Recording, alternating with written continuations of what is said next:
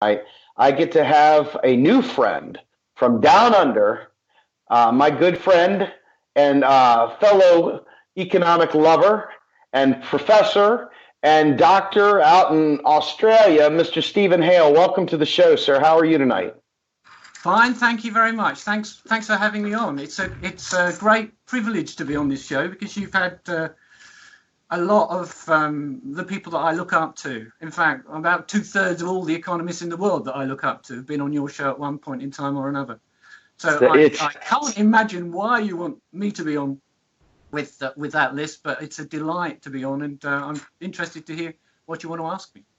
Well, let me just say this. First and foremost, Ellis Winningham is a mutual friend of ours. And Sir Ellis speaks highly of you in a way that he doesn't speak of many other people. And Ellis told me point blank, he goes, if you want to meet what I would be like if I lived in Australia, talk to Mr. Stephen Hale. My very good friend from Australia is Stephen Hale. And so when I think to myself, which of all the economists I most want to model myself after, and I like them all. Okay, there's none of them that I wouldn't want to be like. I wish I could be all of them. But Ellis is right up there at the top in terms of the way he delivers it, because I don't want to be an academic. Academics sit there. I've been to some of these seminars. There's 10 people up on the stage. There's 5 people in the audience, and they all know each other. And it's not nobody is getting activated to make an action on the words that are coming from their mouths. And it's a shame because there's so much intelligence up there. And then the orthodoxy of it all, they're afraid to speak truth, or they have to kind of nibble around the edges. I want to tell the straight truth. And he told me, you're a truth teller. So that's what's exciting to me. And I think it's also exciting the fact that there's so much commonality from our side of the world in the United States and your side of the world in Australia. So let's start there. Go ahead. Yeah. I was just going to say that Ellis, I don't think Ellis has ever said a word that I've not agreed with. His exact words about you too. So let's talk. Tell our audience who you are and what you do. Well, who I am, my name is Stephen Hale. I'm a lecturer in a university called the University of Adelaide, which is in South Australia, which is, if you're looking at the map of Australia, we're at the bottom, we're in the middle. I have taught economics here for about 15 years. And I'm still, I think, quite a rare and threatened species in that there are not many modern money theory lecturers in Australian universities. The ones we've had have made a big contribution to MMT, particularly Bill Mitchell, who, along with Mosley and Randall Wray, you could almost see as one of the founders of modern monetary theory. And those 3 guys are geniuses, and I've learned everything useful that I know about macroeconomics from one of those 3 gentlemen or their colleagues like Stephanie Kelton, and the people you've had on this show like Ellis and Pavlina Cherneva, and so many others. I don't want to keep going through the list because I'm going to leave somebody out of the list, but that's fine. I think, what I'm trying to do from my end, and it sometimes seems elusive because people are like, well, you have Ellis on, you have Joe on, why do you want more people on? And I think that to make the point that you already live and you know well, we are an endangered species because the orthodoxy crushes our soul. And they kill people with the orthodoxy because the orthodoxy preaches austerity. It preaches things that literally are murderous. And so when I can show the world that this isn't just an American phenomenon, it's not just a fringe group of a couple people in the US that have these neat ideas.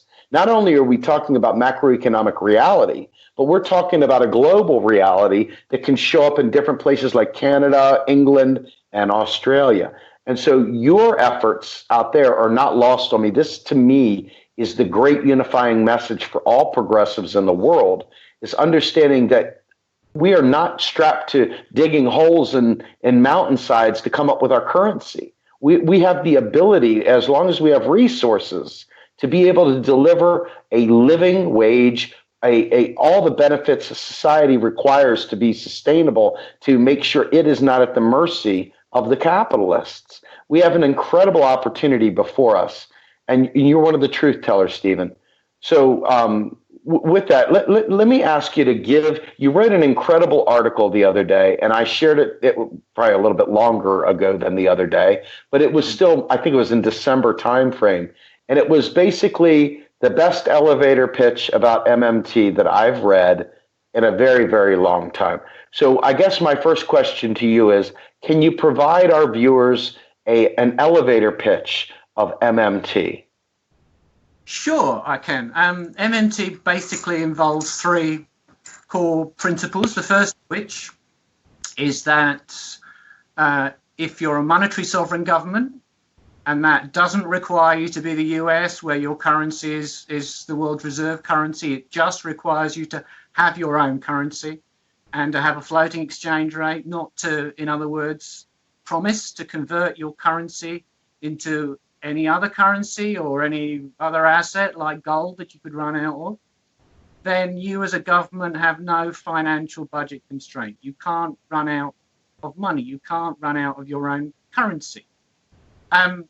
That doesn't mean that it's wise to spend without limit, and it doesn't mean that people don't have to pay taxes, because what we can run out of is natural resources. We can run out of people. We can run out of skills.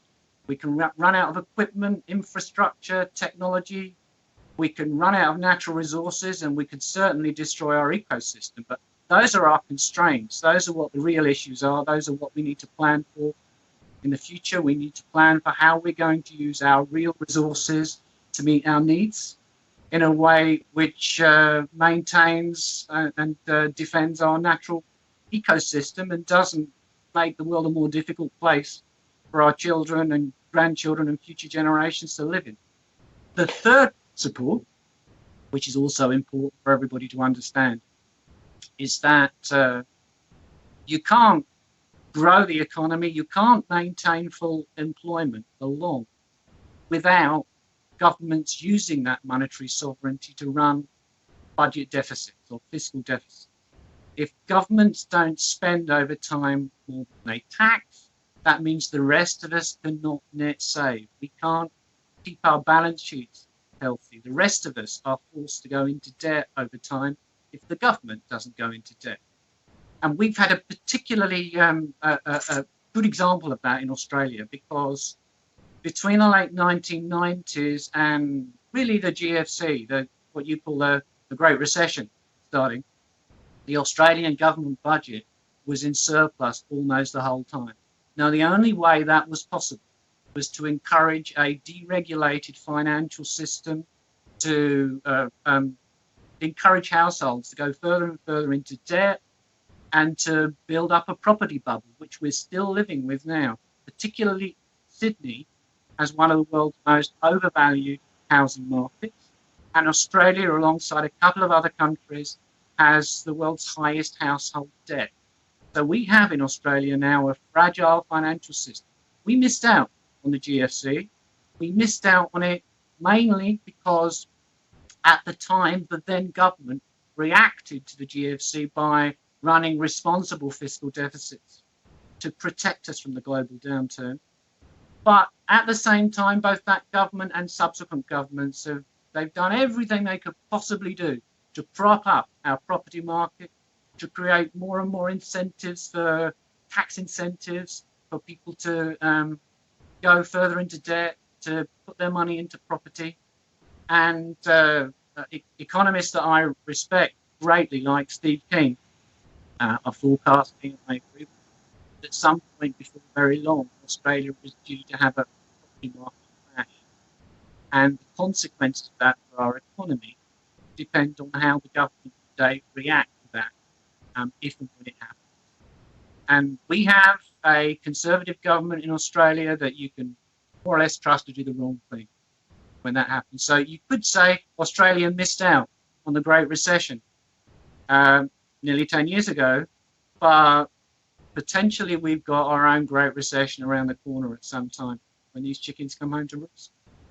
And so spreading the word about MMT and monetary sovereignty and the appropriate role that the government budget should play in maintaining full employment, in providing for us an equitable distribution of income and wealth, in guaranteeing fair, full employment, permanently getting rid of involuntary unemployment and underemployment, permanently getting rid of involuntary poverty. Because in countries like Australia and the US, we for a long time had the means to ensure that nobody needs them.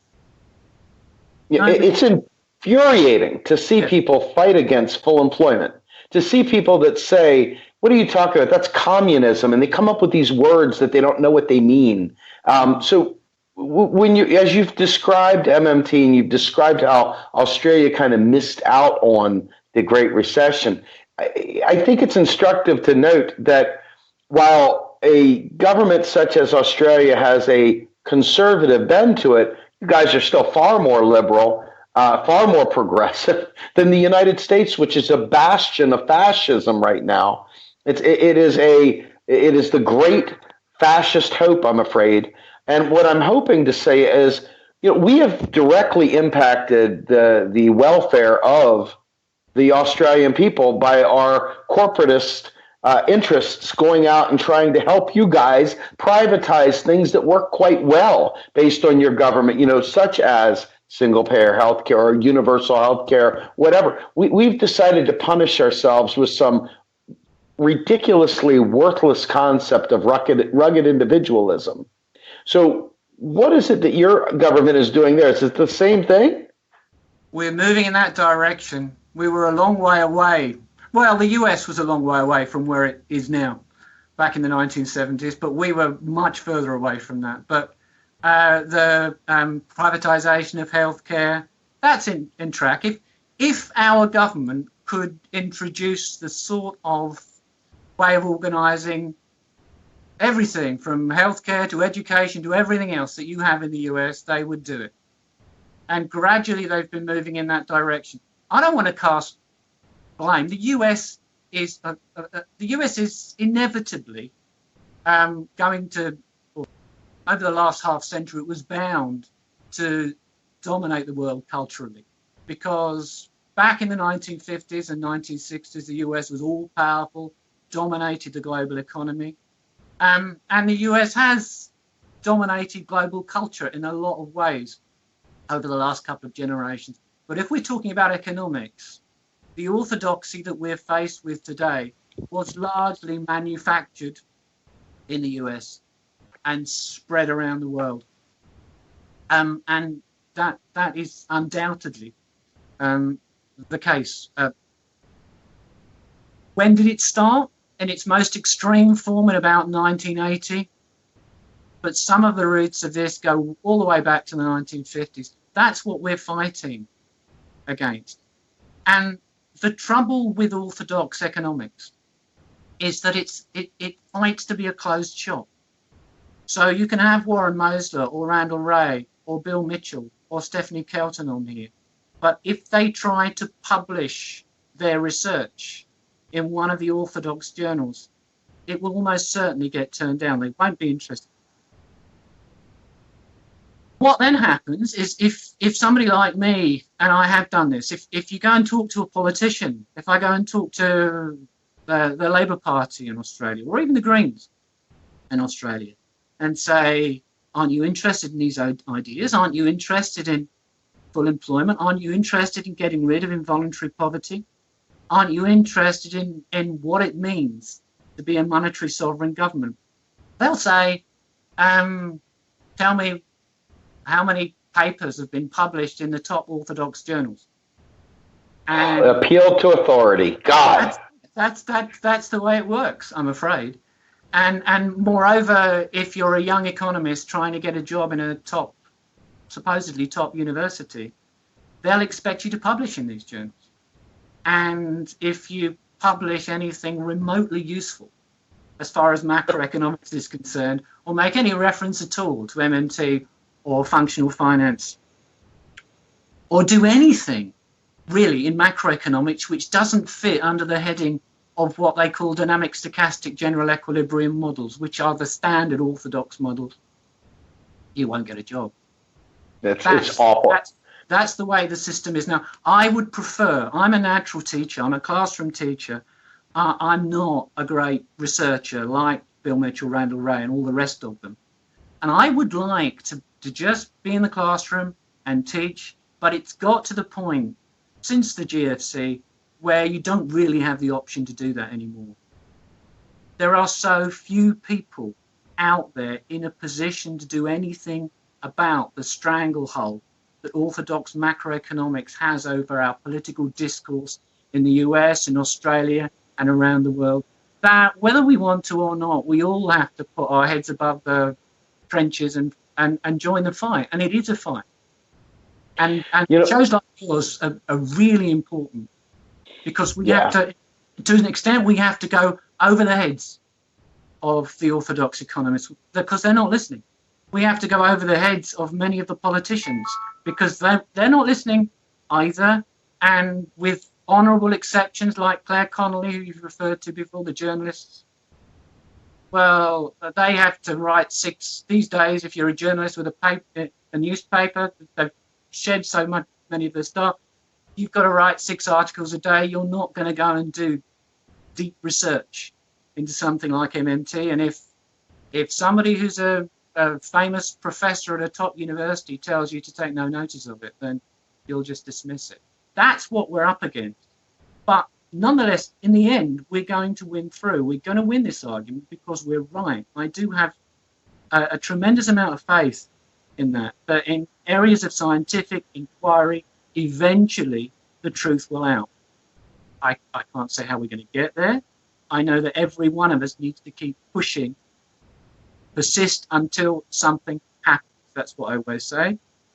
And at some stage, we're going to get there. But it's a tough. I want to tell you something that happened to me, and I won't mention the Economist, but it's somebody you mentioned as someone you revere. Okay, and I spoke to this individual, and I said to that person, I was like, can you please tell the world on camera for me that federal taxes don't fund spending? The taxes don't fund spending in a monetarily sovereign government. Can you do that for me? And the answer was no, I can't do that. I can't say that like that. I have to say it differently. And please don't ask me that on camera. And then an explanation of the orthodoxy that you spoke of. And it came to mind. There are thousands of economists in the world. There's only 5 or 7 of them up on that stage over there. There's only a handful of them actually advising presidents. There's only a couple of them actually making the rounds that are sought after and that are considered leaders. And so when you see a hack like Paul Krugman go out there running around saying verifiably false things. I mean, one minute when a Democrat's in office, he's running around saying how good deficits are. The next minute when you've got a Republican in there, he's running around telling everybody the sky is falling, that he's going to blow the deficit out of the water and he's going to run debt through the roof and everything else.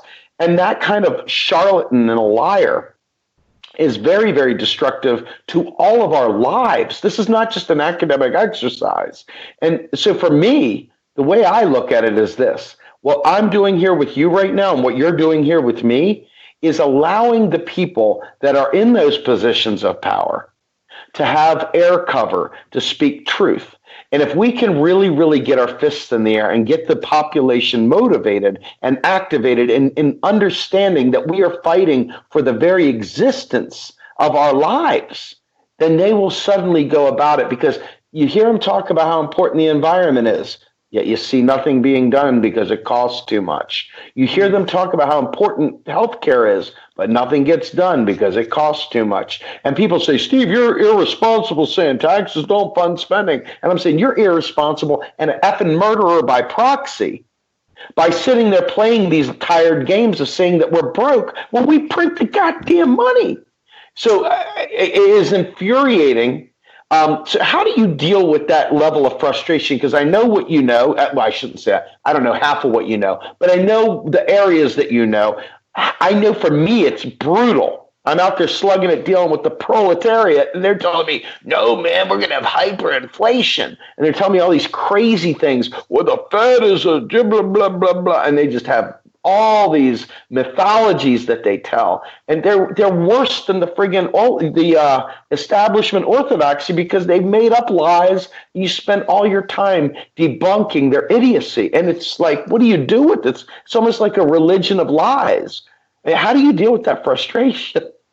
How do I deal with it? Well, next week I get to talk to 300 first-year economics students, and I just explain. I don't try to sell them MMT. I'm teaching them first-year money and finance, and I just explain how the system works. And if you explain in an unbiased and clear way how the system works, by the end of the course, they've got modern monetary theory, and you have another. Well, maybe not all 300, but most of them, from that time on, what they have learned, they can never unlearn.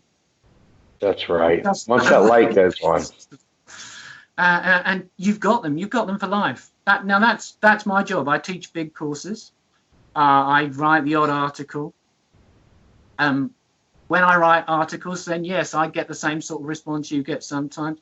Yesterday, I had somebody tell me that I was a fringe dweller and a crank and nobody should listen to me. So my response is, well, exactly what have I ever said which is wrong? Boom. There's no answer to that, because MMT basically is technically correct. There are no logical holes in it.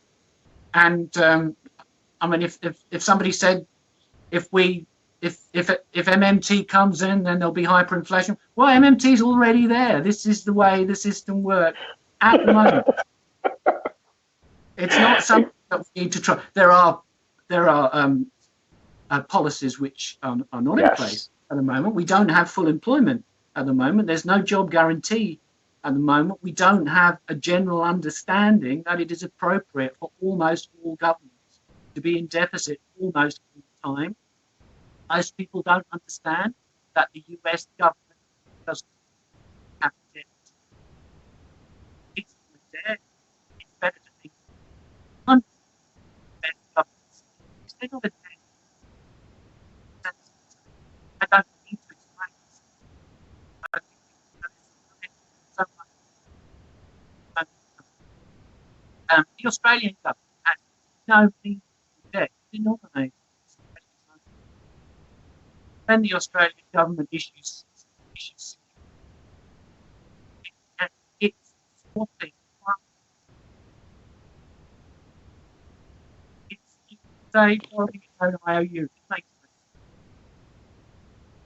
I can't hear you. Can you hear me? I can hear you. Okay, I hear you better now. I couldn't hear you for a second.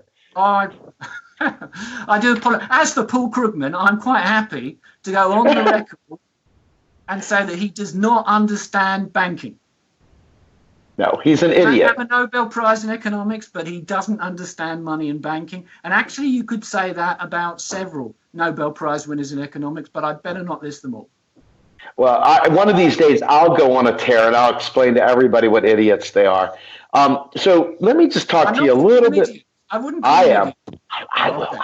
Because you know why I will? Let me tell you why I will. Because they're killing people with lies. They don't even realize it, or maybe they do realize it. Maybe their wallet gets fattened by telling lies. Krugman knows damn well that we need to run deficits. He knows it. He's not a dummy, but he is an idiot. Because what he's doing is literally the people that are the poorest, least able to survive these lean times are being screwed to death by these establishment orthodox economists like Paul Krugman. And quite frankly, here's something else that's very difficult for people to understand. Robert Reich, real nice guy, just a nice guy. Small, tiny man, very nice, always cherubic, just a nice guy. Hard to hate Robert Reich. But Robert Reich is telling lies too. And what Robert Reich does, and they think this is almost as cruel as the GOP and Ayn Rand stuff, because what he does is he tells you we should do all these things. We should have single-payer health care. We should do these family medical leave. But then what does he do? He comes in and tells the lie about federal taxes. Well, we gotta find out how to pay for it.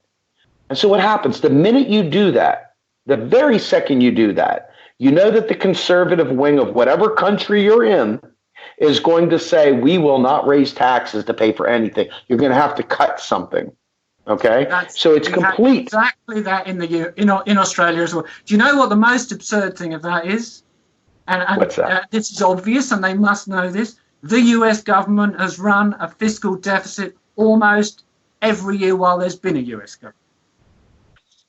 Except for when Bill Clinton was there. Bill Clinton was kind enough to give us a surplus and destroy America. That's right. That's right. And the same is true in Australia. The government has nearly always, ever since Federation, Australia is a little bit more than 100 years old as an independent country. Ever since Federation, Australian governments have run fiscal deficits almost all the time. And yet, both our government and our opposition, both the conservative side of politics and the so-called socialist, although they don't use that word, Labour side of politics, they spend all their time talking about returning the budget to surplus. It's hardly ever been in surplus. It wasn't a good idea when it was in surplus. That's why we've got the world's highest household debt now.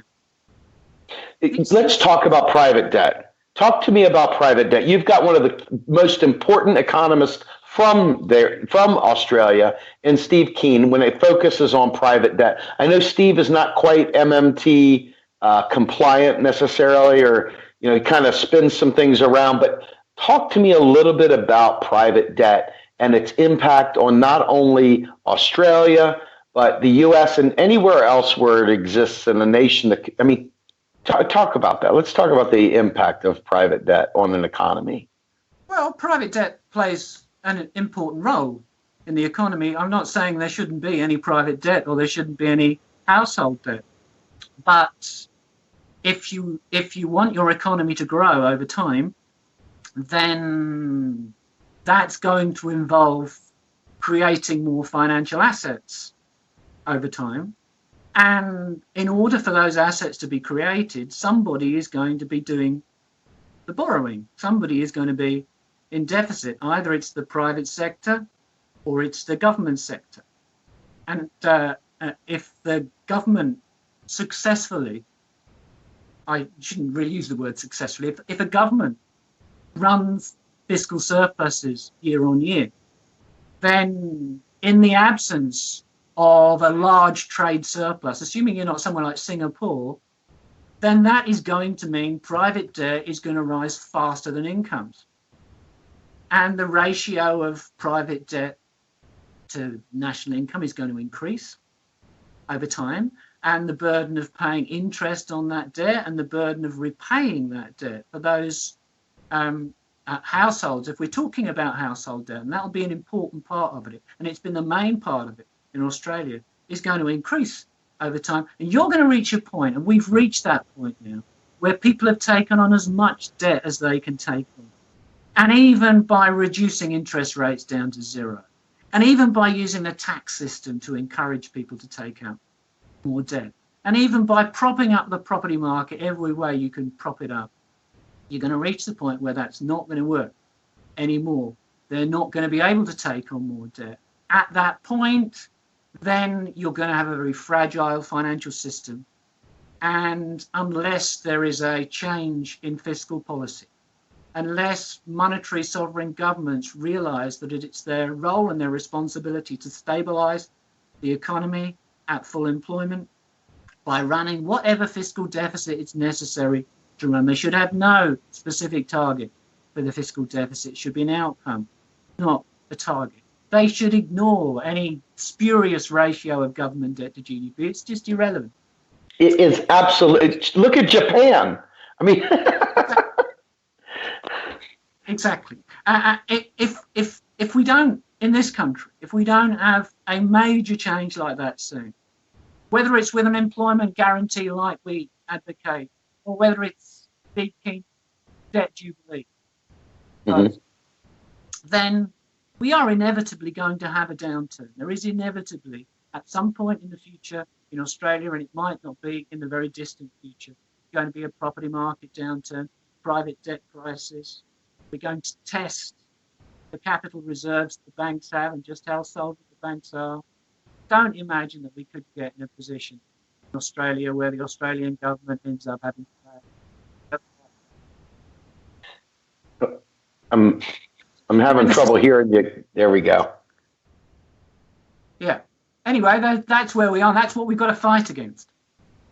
So, what is the Australian position on trade right now? Are you all a net exporter or a net importer? As far as something called the balance of trade is concerned, when we're talking about the values of exports and imports of goods and services, we are near to a zero balance right now. We Okay. tend to vary. It depends on the prices of the stuff that we dig up from under the ground in Australia, like coal and iron ore. And those prices are pretty high right now. So Australia is close to balanced trade. But a broader definition of the trade balance also includes payments of interest and profit and dividends and labour income between countries. And because of trade deficits in the past, we continue to be in deficit as far as that broader measure. It's called the current account deficit is concerned. So as far as that statistic is concerned, which is the one that matters, we're similar to the US. We're in deficit. Okay. The rest of the world wants to save in Australian dollars. Now, if the government also wants to run a surplus, that means the private sector has to be in deficit. The private sector has to be borrowing those Australian dollars. If we want to have a stable financial system, if we don't want households to be burdened down with massive amounts of debt, then what we desperately need in Australia is for the government of this country to run a significantly bigger fiscal deficit than it's doing at the moment. And the tragedy is that both the government and the opposition want to do the opposite. They want austerity, they want their fiscal surplus. They genuinely believe that they're being responsible. They think there's a fixed amount of savings out there. And if the government borrows those savings aren't available for productive investments. They don't understand the financial system. Is that Milton Friedman touching down under? I beg your pardon? Has Milton Friedman infected you guys as well? He's infected the whole world. That's where we are. That's what we're up against. Neoliberalism in fuego, all the way over, down under, and all abroad. We are destroyed by Milton Friedman, and the monetarists still reign supreme. And we've got to knock the guys down because they're killing people, literally, like it's in their formulaic equations on how the U.S. and everybody else should look. They have a certain amount of people that have to be in terrible disregard for the economy to work in their world. It's a disgusting model. It's horrible. I mean, it's unconscionable. Absolutely. Well, I think it's getting towards what may be the end game. I think Donald Trump is a symptom of that in the US. I don't think 30 years ago it would have been possible for President Trump to be elected. The right are on the rise in a number of European countries. And that's just beginning to be the case here too. Our conservative government is scared of the far right, and they are moving their policies towards the right because they think that's the only way they can avoid losing voters, the far right. Wow. The problem is not the right wing. There will always be a conservative wing to politics. The problem is that the progressive side, so-called progressive side of politics, in the US, in Australia, and elsewhere, 30 years ago, surrendered. And actually, they keep surrendering. And to me, I don't mean to be overly, I don't want to be mean about Hillary Clinton, but to me, the Clinton candidacy was a disaster. I'm not saying Bernie Sanders is perfect. He certainly doesn't like talking about MMT. But the Australian Labor Party is very much like the American Democrats, and they both surrender. Right. I don't know whether salvation is going to come from within, so that they're going to reform themselves, or I don't know whether they have to be replaced. But one of those two things has to happen, and I wouldn't criticize anyone who thinks that the progressive side of politics has to take place outside the major party. I wouldn't criticize anyone who says, no, we have to work within them, because I don't know what the answer is. But the problem is definitely on the left. Let me tell you what my belief is, and if you've heard me at all, I tell you it's not going to sound any different. I am absolutely and utterly convinced that the real evil is the fake left, the Hillary Clintons of the world. I will be mean. The people that supported Hillary killed our nation. Quite frankly, they killed our nation. And they gave us Donald Trump. I have the luxury of being mean, and I mean it. That's the thing. It's not just for effect.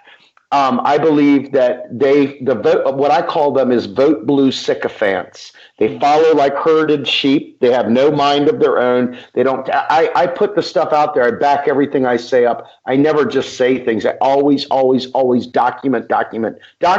And these people still say, "What are you drinking? Are you smoking a crack pipe? What do you mean taxes don't fund spending? Blah blah blah." And it's like, are you really trying to carve a turkey with a spoon? I mean, what is the deal with you? You're not even thinking. It's like you shut off your thinking skills. And when you look at the Democratic Party, this is what is so dangerous because it's all over the world. But in our own backyard, they give us a kiss. They tell us, yeah, we're progressives, but we're progressives who get things done. Stop being a purist. Stop being a purist. And I'm like, guys, this is not about purity testing. This is about living in reality. And if you can't live in reality, then you're useless as a soggy piece of toilet paper. And so when I look at this and I think about the Democratic Party, I don't get as angry at the Republicans. Why is that? Because I'm sympathizing? No, I don't expect anything from them. But when I see someone who has the audacity to lie and tell me they're progressive, you better believe I'm going to drive a fist through that lie in a big way because people need to know. So if you say you want single payer, if you say you want these things, how are you getting there by reducing spending? It's impossible. And so when Bernie Sanders ran, I want to get your take on this.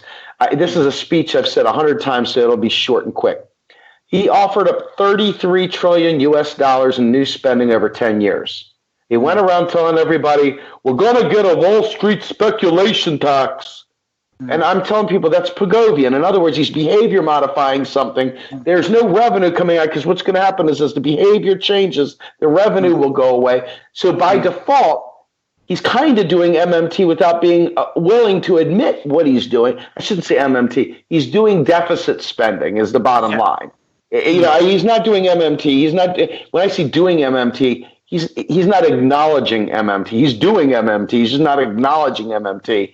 And he's not doing it very efficiently because he's still carrying on the myth that taxes pay for things. And so you've got a bunch of people, and the Bernie supporters, God love them, are every bit as bad as the Hillary people, every bit as bad as the Trump people, because they are absolutely, Bernie said it though. But Bernie said.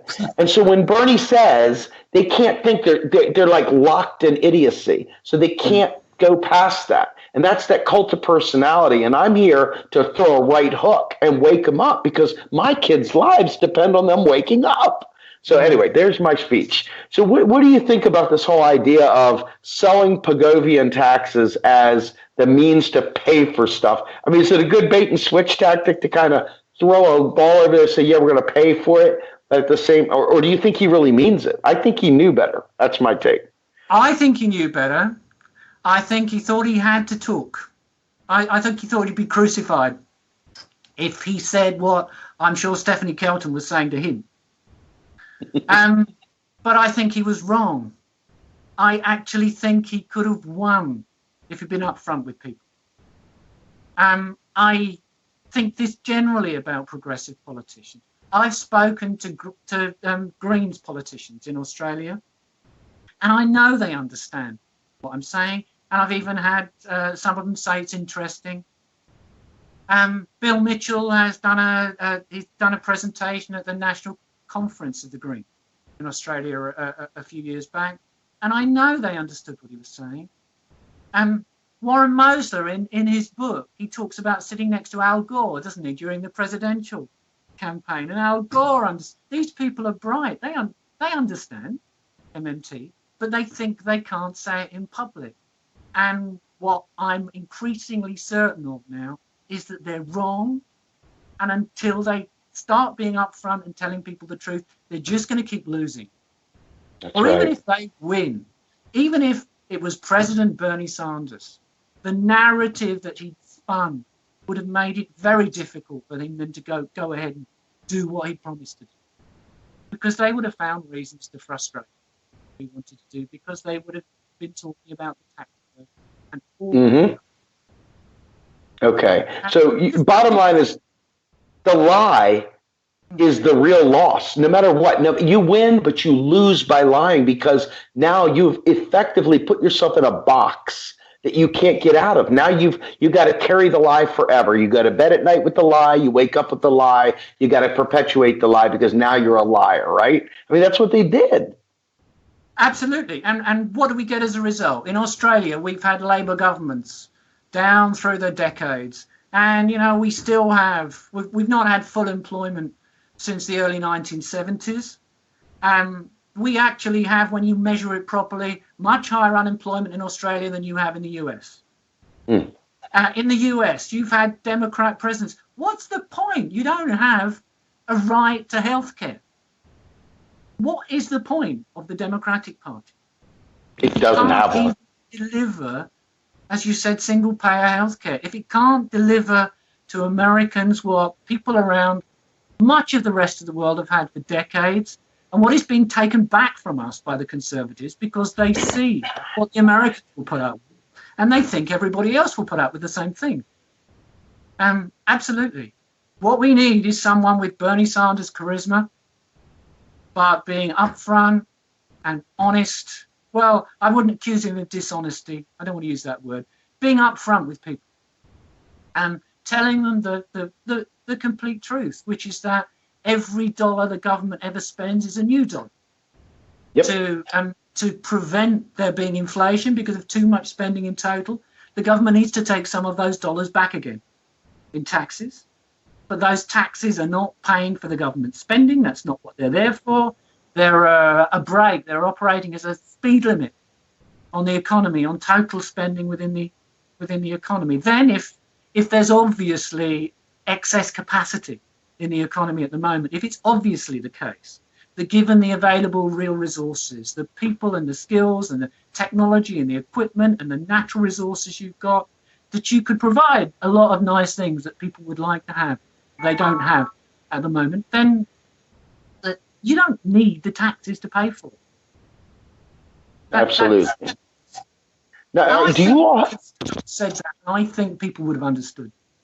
I do too. Do you guys have a similar system where our states in the United States are monetarily non-sovereign, like Greece and Puerto Rico and blah, blah, blah, and all over? The euro, the people that are tied to the euro standard, as Bill Mitchell calls it. And over here in the United States, our states are non-sovereign, so they're stuck in this tax and borrow and stealing business from Michigan to come to Texas and cannibalizing one another. Exactly. The folly of the race to the bottom, people don't understand. When we talk about MMT, we're talking about saving the world from the race to the bottom, yet these people are dead set determined that they would rather slit their own throat parroting idiocy than learning and expanding their minds. This is life. What we're talking about saves our planet. Our planet will be fine. Saves the environment for us to exist. It saves us and allows us to lead a life with self-actualization as the end game. I mean, what do you think is the resistance to embracing macroeconomic reality? When you lay it out, you go boom, boom, boom. We're not out of paper dollars. We're not out of keystrokes. How the hell could we be out of money? I mean, what do you say to people? How do we get past that? I don't understand. I really don't. That's very complicated. When I heard only yesterday night a so-called progressive journalist on a radio program, national radio program in Australia, saying there's not enough money in the country. And what? I don't know. You just want to fling your arms up. Yeah, sure, there's not enough money. Where do you think money comes from? What do you think money is? They genuinely believe this. Of course, orthodox economists don't believe That they have more complicated, sophisticated reasons for believing the world works the way they think it works, which a lot of it is down to decades of brainwashing, which I used to be an Orthodox 20 years ago. Sure. That was me. And it's really difficult to escape from that mindset. And once you escape from it, you can't remember why you thought that way in the first place. But sure, our system works the same way as yours does. And the same thing has happened here, has happened in the US too, where responsibilities have been shifted from the federal level, monetary sovereign, down to the state level, as a way of squeezing government spending, size of government. I couldn't hear you. I'm sorry. Could you say that again? If you squeeze, if you move responsibilities for services from the federal government to the state government, you're moving them from the monetary sovereign to a state government. And you're quite right. The state government has to raise taxes or it has to borrow. And if it borrows, it has to pay back those funds in the future. A state government has more in common with Steve Grumbine or Stephen Hale than it does with the US federal government or the Australian Commonwealth.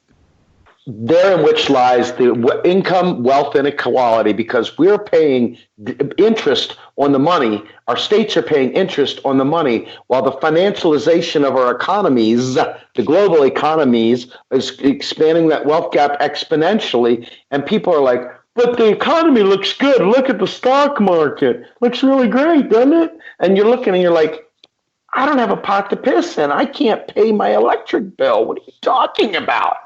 So, is this a common narrative across the world, or is this specific to the U.S. and Australia? Seems to be the common narrative. It's a common narrative, and the U.S. is better off than a lot of other countries.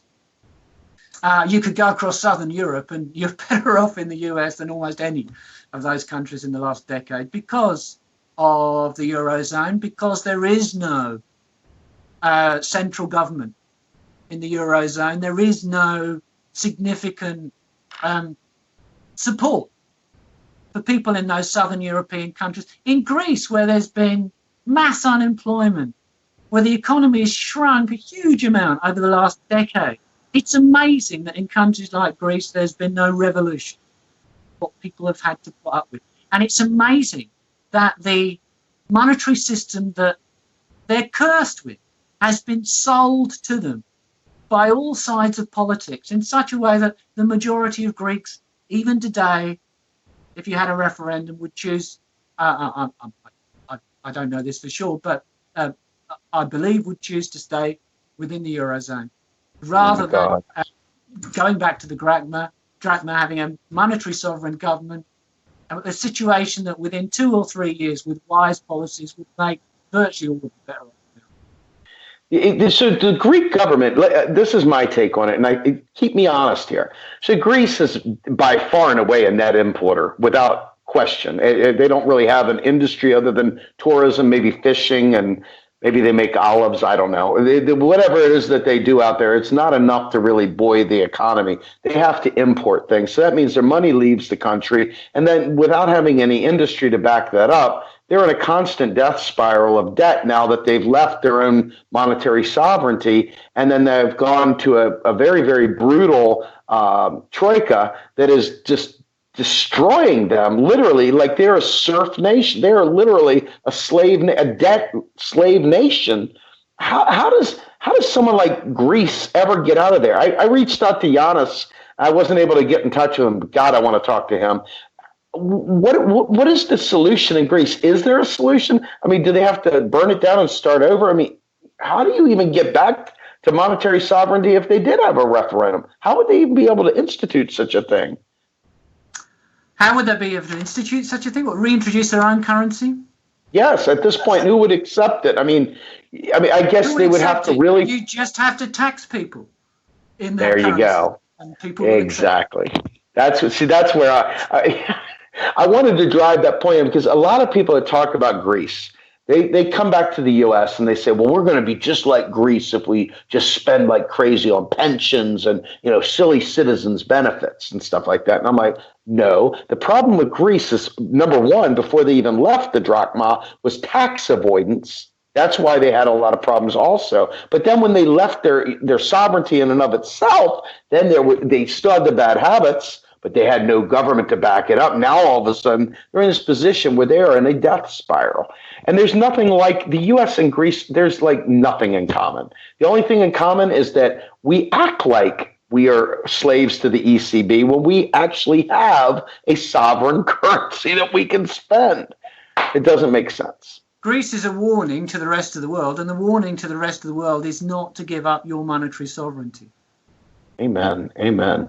All right, Stephen. So we've been on here for about an hour. So I want to do you a solid because, first of all, I love your message. I love your writing. I love the fact that you and Ellis bring polar truths to me from down under and over here in the U.S. Tell me what's coming up next for Stephen Hale. Give me a parting shot for the ways that the U.S. can partner better with Australia. What do our audience need to know as we look at Australia and consider our own situation here in the States? What do we all need to know? We all need to know that involuntary unemployment is unnecessary, that involuntary poverty is unnecessary, that anybody who ever talks about governments, monetary sovereign governments, having to run budget surpluses or having to balance their budgets or having to have any specific target for the budget balance. When you're it's important for everybody to spread these ideas, not just economists. You can't rely on the majority of economists to do it. When you spread ideas, it comes back to you, and their approach to you is that they're professor somebody, or they've done a PhD in economics, or they teach in a university, and they don't understand these ideas. Then just ignore them. You know more relevant and useful about macroeconomics than they do. And what am I going to be doing? I'm going to be teaching a couple of big courses over the next few weeks. I'm writing short articles, which I'm putting on a journalism site called Independent Australia about once a week at the moment to help people that run that site. And I'm following the great work that people like yourself do, and it's great to see you going to be talking to a couple of my heroes later on the week, I think, John Harvey and Fad. Yes. They're both great guys, and I've learned so much from both of them. I use one of John's textbooks on one of my courses. He's a terrific.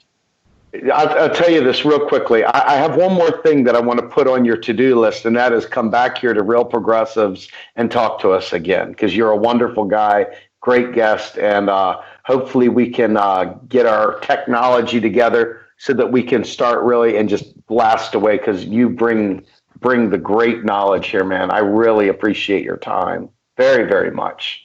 That would be a great pleasure, and it's been a great honor to be on this show. I can't believe I've been on a show that Jill Stein's been on recently. It's just fantastic. Thanks very much for asking me. Yeah, I'll have a Jamu on Friday night as well. So this is a big deal. John Harvey, just so you know, he wrote two of the go-to articles that I use in my bag of tricks for, throwing it out there. The one is that money growth does not cause inflation. And the second one is the one about balanced budget amendment would be a really, really horrible idea made in good intentions. So he really, I'm hoping he will help us destroy this idea of balanced budgets when he comes in here on Thursday night with me. I'm sure he will. He and I support different English football teams. Other than that, I agree with him with everything.